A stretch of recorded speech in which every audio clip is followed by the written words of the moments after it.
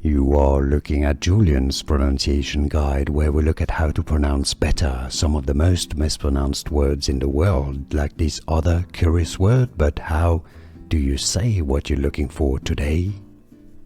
Let's learn how to pronounce this name. It was originally the name of a French-Canadian fur trader, and it's the name of a famous street in Nashville, Tennessee, I believe, where you got tons of stuff, restaurants and bars. And so there is a French-Canadian pronunciation, which is Demonbreun.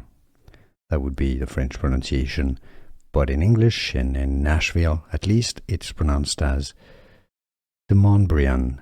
Demonbreun, named after Timothy Demonbreun.